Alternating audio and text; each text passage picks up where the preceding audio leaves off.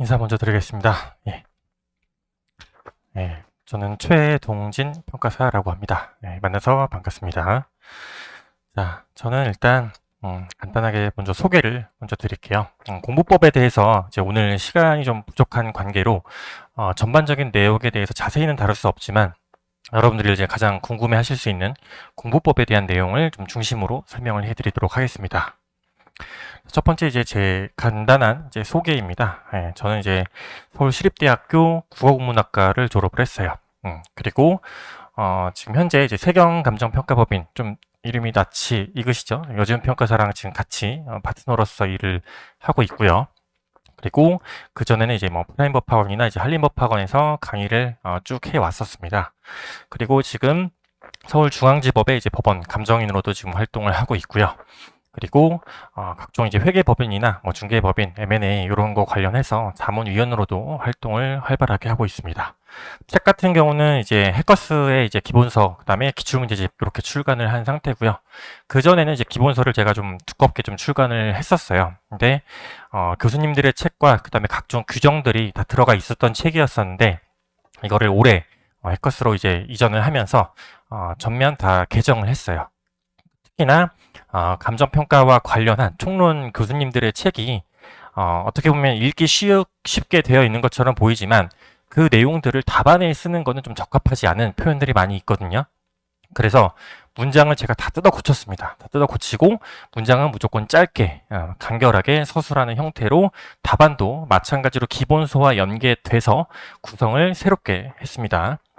그래서 제 강의의 이제 특징을 딱 한마디로 요약을 하자고 하면은 저는 오로지 다 답안 작성을 위한 강의에 다 초점이 맞춰져 있다라고 보시면 돼요.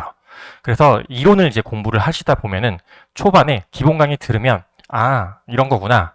그 다음에 문제를 풀다 보면 이런 내용을 쓰는 거구나 라고 생각을 하는데 막상 답안 작성을 하는 그때 시기가 보통 내년 1월 정도가 될 거예요. 그래서 올해 뭐 12월이나 내년 1월 정도에 이론의 상담이 가장 많은 시기가 바로 그 시기예요. 그거에 대해서 처음부터 답안 작성을 설계해서 어떻게 구조적으로 접근을 해야 되는지 이것과 관련한 강의에 초점이 맞춰져 있다. 이렇게 보시면 될 것 같고요.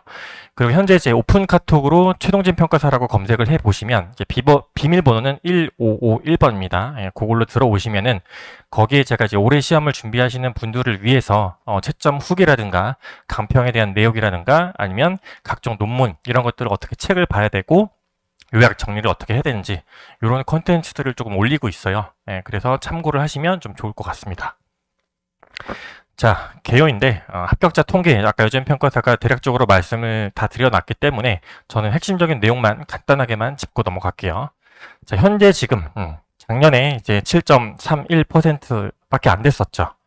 그래서 지금 과목별 채점 결과를 가서 보시면 실무, 이론, 법규 최고 점수를 보시면 76점이 실무, 법규가 74점인데 이론은 64점밖에 안 되죠. 그렇죠? 그런데 과락률은 이론이 지금 현재는 제일 낮았어요. 작년에는. 그런데 다음 내용을 이제 보시게 되면은 전체적으로 봤을 때 5년간 합격률은 점점 줄어들고 있는 추세는 맞아요. 아까 요즘 평가사가 설명을 했듯이 응시자가 늘어났기 때문에 합격률이 줄 수밖에 없는데 이걸 다른 각도로 생각을 해보시면 올해도 응시자가 또 늘어났단 말이에요. 그렇기 때문에 남들과 똑같은 양으로 똑같이 공부를 하면 똑같이 떨어집니다. 그래서 이거를 어떻게 효율적으로 개선을 할 것인지에 대한 중점을 두고 강의를 진행할 예정이에요. 자, 그래서 31회 때는 과락률이 안 나와 있지만 최고 점수, 이론을 전반적으로 이제 보시게 되면 실무나 법규에 비해서 점수 폭이 그렇게 크지 않죠. 이거의 이유는 뭐냐면 상대적으로 이론은 실무와 법규에 비해서 공부량이 적을 수밖에 없어요. 근데 그 적은 과정에서 최소한의 점수를 안정적으로 득점을 해야 그래야 빠르게 합격을 할 수 있다라는 얘기와 일맥상통합니다. 자, 그러면 이제 공부법에 대해서 한번 살펴보게 될 건데 일단은 오늘 이제 오신 분들은 요 자료들을 아마 다 무료로 받으셨을 겁니다. 그쵸? 안 받으신 분들은 이제 뒤에 가서 받으시면 될 것 같은데 여기 나와 있는 내용들을 이제 대략적으로 보시다라고 보시면 될 것 같아요. 자, 그런데 이론을 공부할 때 제일 많이 상담이 나오는 내용들이 뭐냐면 내용은 알겠는데 답안을 이제 어떻게 쓸지 모르겠다라는 상담이 가장 많아요. 그거는 대부분의 지금 수험생들은 글쓰기라는 거에 좀 많이 약합니다. 그러면 글쓰기를 잘 하기 위해서 별도의 공부 방법이 좀 요구가 돼요. 그것들에 대해서 간과하는 경우가 굉장히 많아요. 그런데 몇몇 분들을 보시면 어떤 내용을 똑같이 강의를 해야 할지라도 그걸 답안에 잘 표현을 하시는 분들이 있고, 그렇지 못한 분들이 사실 대다수거든요. 이런 분들의 특징이 뭐냐면, 첫 번째로 책을 못 읽어요. 뭘 어떻게 읽는지를 몰라요. 그냥 처음부터 끝까지 순서대로 읽는다는 얘기죠. 그게 아니에요. 책은 최근에 이제 유튜브에 대한 정보들이 많이 오픈이 되면서 이은규 변호사님 얘기 많이 들어보셨을 것 같습니다. 예, 구조와 독서법에 대한 얘기가 있는데, 그 유튜브가 개설되기 전부터 저는 사실 그렇게 강의를 해왔었어요. 예, 책을 어떻게 읽어야 되는지. 그래서 그 부분이 일단 가장 중요한 거고, 첫 번째로 이제 목차. 예, 세로로 처음부터 끝까지 순서대로 읽는 게 아니라 가로로 먼저 읽으셔야 됩니다. 가로로. 그래서 목차들의 상하위 개념을 가지고 가로로 어떤 병렬 구조들을 갖고 있는지, 하위 개념은 뭔지, 상위 개념은 뭔지, 이거를 파악하고 읽어야 돼요. 그리고 나서 내용을 끊어서 읽어야 됩니다. 그런데 교수님들 책들은 한 문장이 굉장히 길어요. 많은 건 막 8줄, 10줄 이렇게 돼 있거든요. 근데 그 내용을 그대로 답안에 쓰면 100% 비문이에요. 비문. 그렇기 때문에 비문을 없애기 위한 가장 좋은 방법은 문장을 나눠서 서술하시면 됩니다. 그러면 문장과 문장을 잇는 거는 접속사를 많이 쓰시면 돼요. 그러나 한편, 그러므로, 그래서, 따라서 이런 것들이 있죠.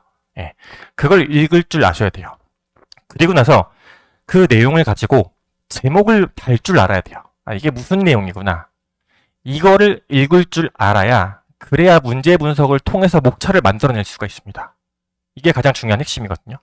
그리고 나서 핵심 문장, 그 다음에 그 목차에 대한 답을 찾아서 읽어야 되는데, 그 결국에 키워드를 찾게 되면 그 키워드가 사실 목차예요. 예, 그래서 그 키워드에서 요구하는 핵심적인 답을 찾아서 읽는 게 가장 중요한 독서법이에요. 처음부터 이렇게 읽어야, 그래야 내가 나중에 답안을 쓸 때 어떤 단어가 들어가야 되는지를 정확히 알고 쓸 수 있단 말이에요. 이게 가장 중요합니다. 그리고 나서 반복해서 이제 회독을 해야 되는데, 그때는 처음부터 끝까지 정독을 하는 게 아니라 목차를 구조를 먼저 읽고, 그 다음에 대략적으로 한번 다시 본 다음에 두 번째, 세 번째 돌아갔을 때 다시 정독을 하고, 그 구조가 이루어져야 그 회독이 의미가 생긴다는 겁니다. 자, 그러면 이제 문제 분석법을 한번 보도록 할게요. 자, 실무랑 법규 각각의 문제 분석법이 조금씩 차이가 있어요. 그런데 특히 이론은 논술형 시험에 가장 최적화되어 있는 시험이라고 볼 수가 있거든요. 왜냐? 결국에 글쓰기 시험의 모든 내용들을 다 글로 서술을 하는 시험이기 때문에 그런 거죠. 그랬을 때 문제 유형에 따라서 똑같은 내용이라고 할지라도 문제 유형에 따라 답안을 다르게 써야 돼요. 다르게 써야 되는데, 그렇지 않고 예를 들어서 원가법에 뭐 제주다 원가다. 그러면 그 내용, 암기한 내용만 그딱 갖다 쓴단 말이에요. 그게 아니에요. 설명하라고 묻는 문제와 논하라고 묻는 문제, 이건 다르거든요. 뭐가 다를까요? 설명하는 문제는 사실을 있는 그대로 전달하는 거고요. 논하라는 거는 의견이 들어가야 돼요. 이래서 타당하다. 이렇게 생각한다. 설명하는 문제는 그 의견이 들어가면 안 되겠죠. 그죠? 그 다음에 비교와 관계형 문제가 있어요. A와 B를 비교하시오. 그리고 A와 B의 관계에 대해서 설명하거나 논하라는 문제의 구조가 있습니다. 똑같은 내용이라고 할지라도 비교하는 형태의 문제는 그 두 개의 같은 점과 다른 점을 구분해서 서술을 해야 되는 거고요. 관계형 문제는 A와 B가 어떻게 연결되는지를 서술을 해야 되는 거예요. 그러니까 같은 내용이라고 할지라도 문제에서 물어보는 유형에 따라서 답안의 서술이 아예 달라지는 거죠. 이거를 별도로 공부를 하셔야 돼요. 근데 이게 너무 안 돼 있어요. 네. 그 다음에 관련 유의사항. 이러한 형태의 문제는 기본적인 내용에 그칠 게 아니라 구체적인 내용이 서술이 들어가야 돼요. 구체적인 서술. 이게 좀 약하거든요. 특히 사례형 문제는 제 거 평을 이제 들어보시면 아실 수도 있겠는데, 제 사례형 문제가 다른 어떤 강사님들보다도 훨씬 더 어렵습니다. 그리고 합격 수기를 유튜브에서 보시면 아시겠지만, 제 거 사례형을 풀고 나면 올해 시험에 나왔던 2번 문제 같은 경우도 조금 더 쉽게 접근을 할 수가 있어요. 그러니까 제 강의의 두 번째 특징은 뭐냐면, 어떤 문제가 나온다고 할지라도 걔를 대처할 수 있는 힘을 기르는데 제 강의의 포인트가 있습니다. 그 두 가지가 가장 중요한 포인트라고 생각을 하시면 돼요. 그 다음에 이제 배점의 균형성 얘기와 답안의 구체성 얘기입니다.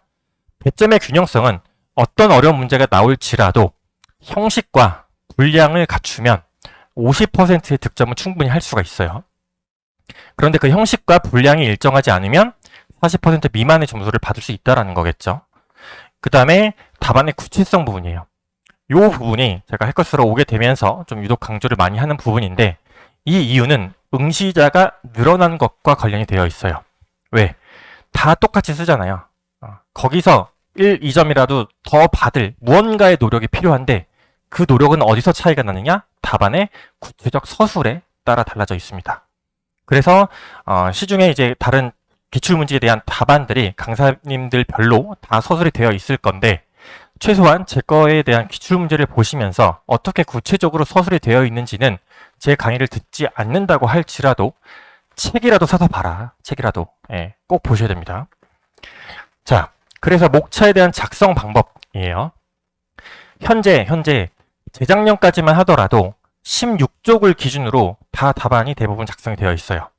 근데 작년부터 갑자기 산업인력공단에 별도의 공시가 되지 않은 상태에서 20쪽으로 진행이 됐습니다. 그러면 20쪽에 맞춰서 당연히 답안의 형식과 내용들을 바꿔줘야겠죠? 예, 이걸 바꾸지 않아야 된다라고 하시는 분들도 계시는데, 이거는 바꿔야 되는 겁니다. 제가 이제 합격했을 당시 저는 이제 28기인데 저 때는 20쪽이 기준이었어요. 그러다 16쪽으로 줄었어요. 그러면 20쪽인 상태로 그냥 유지를 하시는 분들도 있었지만 16쪽으로 줄었어도 제가 오히려 13쪽, 14쪽을 작성했을 때 점수가 더 높았어요. 그 이유는 답안 배점이 줄면 그만큼 핵심적인 내용을 더 요약해서 잘 전달을 해야 되는 부분이고요. 그리고 답안이 이제 늘면 최소한 그 정도의 분량은 갖추고 접근을 해야 된다는 얘기입니다. 그러면 기본 점수를 당연히 득점을 하지 못하겠죠. 그 부분 때문에 제가 이번 기출문제를 새롭게 다 작성을 하면서 조금 완벽에 가까울 정도로 1쪽에서 20쪽까지 다 딱 떨어지게 답안 작성을 다 해놨어요. 이렇게 쓴 답안은 없습니다. 그래서 이거를 가지고 꼭 공부를 하셔야 된다라는 걸 좀 강조를 드리고 싶습니다. 그래서 10점을 기준으로 과거에는 이제 3개에서 4개 정도의 목차를 제가 구성을 말씀을 드렸었는데, 지금은 이제 목차 1개에서 2개 정도씩 더 서술을 해 주셔야 돼요. 그래서 5개를 기준으로 목차의 구조를 잡아서 접근을 해야 되는 부분이고요. 그 다음에 이제 배점의 균형성 얘기예요. 이게 굉장히 중요한데, 물음에 맞는 답을 잘 쓰기 위한 가장 기본적인 내용이에요, 이게. 근데 물음에 맞는 답을 잘 못 써요, 사람들이. 쉬울 것 같죠? 그런데 뭘 쓰냐면 외우는 걸 씁니다. 물어본 걸 쓰는 게 아니라. 예. 그렇기 때문에 이 부분을 제가 굉장히 강조를 많이 하고 있습니다.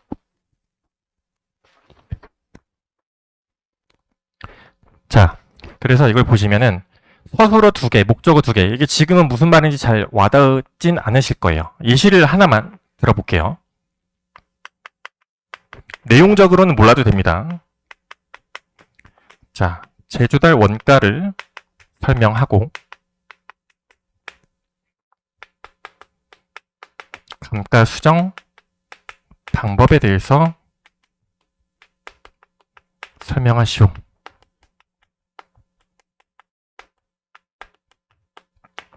자, 요거는 이제 기본적인 형태의 문제라고 보시면 됩니다. 배점이 10점이라고 해볼게요. 첫 번째 뭐다? 이 내용을 내가 다 알고 다 쓰는 게 중요한 게 아니에요. 첫 번째는 설명하고 설명하는 거죠. 서술어를 기준으로 큰 배점을 먼저 나눕니다. 이렇게. 그죠? 그 다음에 물음을 찾아야 돼요. 물음. 자, 물음은 생각보다 많이 못 찾는데, 무엇에 대하여. 요게 물어본 거죠. 근데 이걸 많이 놓친단 말이에요. 보시면, 얘는 제조달 원가를 물어봤고요. 얘는 감가 수정 방법에 대하여 물어봤죠. 목적어가 하나죠. 그쵸? 그럼 하나에 대해서만 목차 구조를 접근을 하시면 돼요. 5점이잖아요. 5점이면 목차가 2개에서 3개. 얘도 2개에서 3개. 이게 첫 번째로 돼야 되는 거고요. 그 다음에 설명하고니까 요거 목차 구조만 살짝 한번 잡아볼게요. 10점을 기준으로 했을 때는 첫 번째는 개설이라고 접근을 하시면 됩니다. 서나 결로 활용을 하실 수 있지만 10점은 보통 결은 작성하지 않아요. 자, 로마자 2번이 이 전체에 대한 물음이 되겠죠? 물음이 하나니까 여기서 첫 번째가 설명하고 설명하는 부분이에요. 그래서 첫 번째는 재조달 원가, 두 번째가 감가 수정 방법. 요거를 5점 써야 된다고 했었죠. 그리고 나서 목차 구조를 접근을 하면 여기에 목차가 2개에서 3개. 즉 배점의 균형성이라고 하는 거는 목차 개수가 최소한 비슷해야 된다는 얘기입니다. 그리고 내용도 분량도 비슷해야 된다는 얘기예요. 그쵸? 여기 관련된 내용을 나중에 공부하시면 아는 게 엄청 많아요. 이걸 다 쓰는 게 아니라고요. 배점에 맞춰서 조절을 해야 되는 거예요. 이게 기본이에요. 이게 돼야 50% 득점을 할 수 있는 겁니다. 그리고 나서 즉 형식이 첫 번째고요. 그 다음이 내용이에요. 요게 됐을 경우 그 다음에 60% 득점으로 갈 수 있는 거예요. 요 차이거든요. 그런데 이거를 욕심내란 얘기는 아닙니다. 절대로. 최소한 이거라도 지켜서 점수를 가져가야 된다는 얘기예요. 그래서 하나만 더 말씀을 드리면 자, 실무, 이론, 법규. 처음에 이제 공부를 하실 때 공부 비중을 일반적으로 좀 말씀을 드려볼게요. 보통 빠르게 이제 합격하시는 분들은 실무 점수대를 가서 보면은 45점에서 50점, 이론이 50에서 55점, 법규가 60에서 65점. 이게 가장 일반적인 케이스예요. 2년차 기준으로. 물론 어떤 분은 실무에 특화돼서 점수를 더 많이 가져갈 수는 있어요. 그런데 다 그렇진 않은 거겠죠. 일반적인 기준을 얘기한 겁니다. 그러면 이 얘기는 뭐냐? 실무가 굉장히 어려운 과목이라고 제가 설명을 드렸었죠. 그리고 요즘 평가사도 다시 한번 강조를 드렸었고요. 그래서 공부 시간이 당연히 여기에 많이 투자될 수밖에 없어요. 그 다음은 법규예요.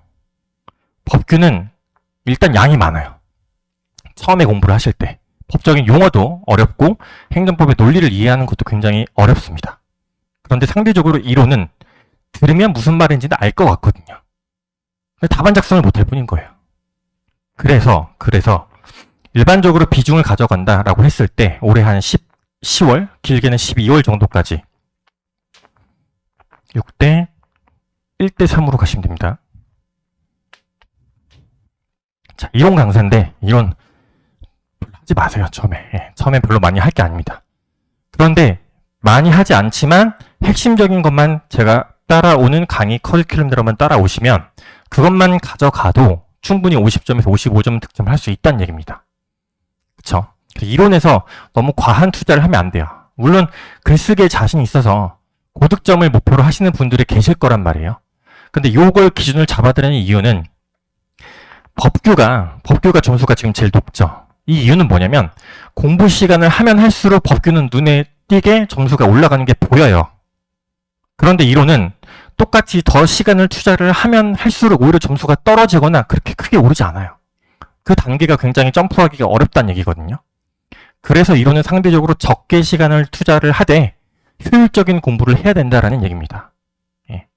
그래서 이런 지금 목차 구조에 대한 방법, 이게 굉장히 중요한데 이것들에 대해서 제가 강의에 포커스가 맞춰져 있다라고 보시면 돼요. 자, 그래서 답안 작성 법에 대해서 기본형, 그다음에 비교 관계형, 관련 유희형, 사례형 이런 식으로 구분을 해서 제 강의 커리큘럼은 여기에 다 포커스가 가 있어요. 이렇게 강의하시는 분은 없습니다. 자, 보시면 강의 계획을 한번 살펴볼게요. 자, 조금 작아서 안 보이실 수도 있는데 어떤 내용이 이제 형성이 되어 있는지를 잘 볼게요. 자, 다른 과목보다 실무랑 법규보다 기출문제가 가장 중요한 거는 이론입니다. 이론은 1회부터 35회까지 다 보셔야 돼요. 전 문제를. 그런데 기출문제를 공부하라고 하면 대부분이 어떻게 공부를 하냐면 문제를 보고 분석을 하고 답안을 외우기 시작해요. 떨어집니다. 문제는 똑같이 나오지 않아요. 논점은 비슷한 게 나올지언정 똑같은 문제가 나오지 않는다고요. 예를 들어서 지금 제주달 원가를 설명하라고 제가 예시를 드렸죠. 기출문제에서는 제주달 원가를 단순히 설명하라는 게 아니라 제주달 원가와 감가수정을 비교하시오 또는 제주달 원가와 감가수정의 관계를 논하시오 라고 바뀐다고요. 그렇죠? 그렇기 때문에 이 답안 작성에 맞춰서 거기에 맞춰서 공부를 해야 되는데 기출문제 같은 경우는 여기에 이제 나와 있는 것들은 첫 번째가 이제 논점별이에요. 논점별. 두 번째가 회차별. 요게 두 개가 들어가 있어요. 근데 기출문제는 하나를 더 봐야 돼요. 뭐? 유형별로 어떻게 처리를 하는지 그걸 습득해야 되거든요. 논점별로 공부하는 이유는 뭘까요? 우선순위를 판단하기 위해서입니다. 예. 논점별로 보는 거는 그 논점을 몰아서 이런 문제들이 출제가 됐구나를 공부를 하는 거예요. 내용이 아니라. 회차별로 공부를 하는 이유는 100점을 기준으로 내가 어떤 문제를 언제 풀지 이 전략을 짜는 거거든요. 그런데 답안 작성을 실제로 연습하는 과정은 유형별로 접근을 해야 되는데 시중에 유형별로 강의를 하시는 분은 없습니다. 이걸 제가 최초에 이 올해부터 해커스에서 지금 시작을 하게 된 거예요. 이거에 대한 필요성을 굉장히 뼈저리게 느꼈기 때문에. 왜냐면 저는 제가 채점을 다 해요. 직접. 그래서 똑같은 문제를 내도 지역 분석과 개별 분석을 냈어요. 설명하라고 냈는데 그 다음 주에 지역 분석과 개별 분석을 비교하라고 냈어요. 근데 답안이 똑같아. 이런 경우가 많단 말이에요. 이러면 점수가 당연히 좋지 않을 수밖에 없어요. 이거를 다르게 접근해야 되는데 논점별로 공부하는 것도 당연히 의미가 있습니다. 의미가 있지만 실제 여러분들이 답안을 작성하고 고민하셔야 되는 부분들은 이 유형별에 따라서 어떻게 처리를 할 것인지 그 기준을 마련을 하는 게 가장 중요한 포인트거든요. 그래서 이렇게 강의가 진행이 되는데 잘 보시면 자 기본 이론은 10회로 구성이 되어 있어요. 시중에 어떤 강의보다 가장 짧게 구성이 되어 있습니다. 기본 이론에서 제가 충분한 설명은 드리지만 기본 강의에서 가져가야 될 거는 딱 하나입니다. 체계와 의의. 이것만 기억하시면 돼요. 그리고 나서 그 체계와 의의를 토대로 답안 작성을 실제로 하면서 그 내용들을 이해하고 암기하면서 공부를 하셔야 되는 거예요. 자, 이해와 암기 중에 뭐가 먼저 우선이냐? 중요하지 않습니다. 제 생각은. 둘 다 해야 돼요. 이해가 잘 돼야 암기가 쉬워지는 건 맞아요. 그런데 암기가 되면서 이해가 되는 게 반드시 생깁니다. 근데 이론은 이해와 암기에 그칠 게 아니라 이런 답안 작성의 포인트를 두고 그리고 접근을 해야 되는 거거든요. 이거가 연습이 너무 안 돼요. 지금까지 제가 5년, 6년째 지금 강의를 하면서 이게 제일 안 됐어요. 그래서 여기에 초점을 둔 강의를 해야겠다라고 시작을 하게 된 겁니다. 그래서 보시면 중간에 초급 문제풀이, 중급 문제풀이 1번, 중급 문제풀이 2번까지가 12월이거든요. 그 다음에 1, 2월까지도 고급 문제풀이 1, 2월까지가 있는데 전부 다 기출문제입니다. 그 다음에 스터디, 연기 스터디, 일기 스터디까지 다 기출. 근데 스터디와 단과는 중복되는 문제는 한 개도 없습니다. 이거를 왜 전체 기출문제를 이렇게 전부 다 다뤄주는 강사가 없어요. 굉장히 중요함에도 불구하고 논점별로 요약을 해서 정리를 하거나 그렇지 않은 경우가 많단 말이에요. 이거를 다 접근을 하실 줄 아셔야 돼요. 자, 그러면 이 사이사이에 7월달, 그 다음에 10월달이 되면 연기 스터디가 시작을 하는데 이때 대부분의 수험생들이 겪고 있는 문제점이 뭐냐면은 쓰는 법을 모르는데 쓰라고 하는 거예요. 그럼 어떤 현상이 나오냐? 책을 보고 베끼기 시작합니다. 단순히 책을 보고 베끼는 거가 문제가 있다는 게 아니에요. 어떤 식으로 쓸 줄 알아야 어떤 내용을 보고 쓸지를 판단을 하죠. 그죠? 그러면 답안을 이때 보면은 그냥 기본서에 나와 있는 걸 다 때려 넣어요, 그냥. 그러면 아까 지금 목차 구조 봤었죠? 배점이 다 무너집니다. 물어보지 않은 내용까지 서술을 하게 되어 있고요. 그 현상을 방지하기 위해서 이런 시스템을 가지고 접근을 하게 된 거예요. 자, 그러면 어떻게 쓰는지 일단 알아야 되기 때문에 처음에 초급 문제풀이에 들어가기 앞서서 각각 특강들을 제가 다 마련해 놨어요. 기본형에 대한 글쓰기를 어떻게 목차 구조를 짜고 답안 작성을 해야 되는지, 비교형과 관계형은 어떻게 써야 되는지, 그리고 관련형과 유의형은 어떻게 서술을 해야 되는지, 사례형은 어떻게 써야 되는지, 그거를 먼저 계략적으로 1시간 반에서 2시간 정도 다 특강이 이루고 난 뒤에 그 다음에 시험을 볼 수 있게 준비를 해드릴 겁니다. 그리고 나서 실무 기준과 관련한 내용, 핵심 정리 내용과 경수평가사님의 감정평가론 책, 여기서 이제 이 책을 보는 이유는 이 책이 최근에 가장 출제가 많이 됐던 부분이 여기 이 책에 많이 나와 있거든요. 제과 기본서에는 이 내용들이 필요한 내용들은 다 들어가 있습니다. 근데 여기서 이제 미기출된 논점에 대한 원론, 원문 이걸 보기 위해서 간단하게 정리를 할 거고요. 그 다음에 3월 달부터 이제 6월 달까지는 완전히 새로운 문제를 접근을 하시게 될 거예요. 미리 말씀드리지만 제 문제는 어렵습니다. 다른 어떤 강사보다도 어려워요. 그래서 짜증이 날 수도 있어요. 이렇게 해야 돼? 그런데 실제 지금까지 통계를 쭉 봤을 때 이거는 답안을 제출하는 분들을 기준으로 말씀드리는 겁니다. 답안을 제출하지 않은 분들이 생각보다 많아요.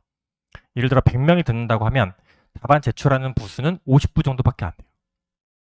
그런데 지금까지 제 강의를 들었던 분들이 50분 중에서 30분 정도는 합격을 합니다. 답안을 제출하시는 분들. 왜냐면 저는 채점을 제가 다 직접 하기 때문에 그 사람의 얼굴과 이름은 기억을 못해요. 그런데 글씨를 보면 저는 알아요. 이 사람이 어떻게 써왔고 어떻게 성장해 왔는지를 보기 때문에, 그래서 그것들을 계속해서 피드백을 드리고 채점평이나 채점 후기 또는 1대1 카톡 이런 걸로 해서 계속해서 피드백을 드리고 있어요. 그렇기 때문에 답안 작성에 대한 성장이 되시는 분들이 결국에 합격해요. 계속해서 강조드리는 것 중에 하나가 뭐냐면 답안을 저한테 잘 보이려고 쓰시는 분들이 많아요. 합격을 하기 위한 공부를 해야 되는 거잖아요. 저한테 잘해서 점수 잘 받으면 뭐예요? 베낀 게 티가 나는데. 그런 분들이 합격하지 않아요, 절대. 초반에 그지같이 써도 그게 조금씩 나아지는 모습을 보이시는 분들이 합격을 해요.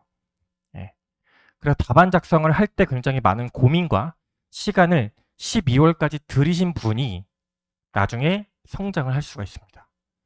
거기에 특화된 강의라고 보시면 돼요. 그래서 이 전체 내용과 이 내용들을 보게 되면은 제가 다루는 문제들이 결국에 기출문제 이 부분이 1회부터 지금 35회까지 출제가 됐죠. 100점씩이니까 3,500점입니다. 여기에 스터디와 단과 새로운 문제가 3,500점이에요. 이렇게 하면 7,000점이죠. 제가 단과 하루, 토요일 하루 이렇게만 강의를 하는 것도 일주일에 2번을 투자할 필요는 없어요. 이 배분 시간은 조금씩 달라지겠지만 실제 답안을 쓰고 연습하는 시간은 토요일 스터디 1번, 평일에 1번, 이것만 시험 전까지 꾸준히만 유지하시면 충분합니다. 이론은.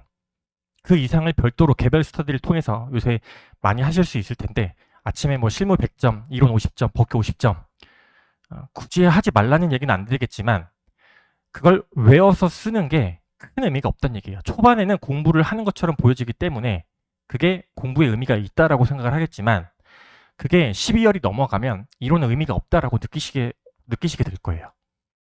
그래서 요것만 하셔도 차고 넘쳐요. 그래서 기출문제는 항상 공부를 하실 때 예시 답안을 통해서 예시 답안처럼 쓰려고 노력을 하는 게 아니라 문제 분석을 하고 내가 기본서에 나와 있는 기본 목차를 어떻게 응용하고 적용할 거냐, 이거에 대한 사고를 많이 해야 돼요. 그래서 합격을 하기 위해서는 단순히 암기하고 이해하는 선에 그칠 게 아니라 이론 같은 경우는 생각을 평소에 그래서 많이 해야 돼요. 그 생각의 사고의 흐름은 제가 강의 때 계속해서 강조를 드릴 거고 이런 단어 때문에 이렇게 생각하세요 라고 다 말씀을 드릴 거예요. 그 플로우만 가지고 있으면 여러분들이 시험장 가서도 그렇게 생각을 하고 점수를 받을 수 있을 겁니다. 그래서 아까 뭐 요즘 평가사가 말을 했지만 아까 뭐 전체 수석 3등, 4등 다 그분들도 제 강의를 들었어요. 저는 이제 그거를 기재를 안 하긴 했는데 다 들었던 분이거든요. 그리고 저는 평균적으로 처음에 이제 했을 때는 수강생이 많지 않았었어요. 그때만 하더라도 답안을 실제 내시는 분들이 20부가 안 됐었거든요. 그 중에 14명이 붙었어요. 그리고 이론 꽈란율이 아까 여기는 이제 안 들어와 있지만 71% 재작년에 그렇게 나왔었죠. 그때 과락을 받으신 분은 한 분밖에 없었어요. 답안을 제출하시는 분들 중에서는. 그만큼 답안을 통해서 저랑 피드백을 주고받으면 과락을 받을 확률은 점점 줄어들고 충분히 이론에서 안정적인 득점을 할 수 있다는 겁니다. 그걸 꼭 기억하시고 접근을 하시면 될 것 같아요.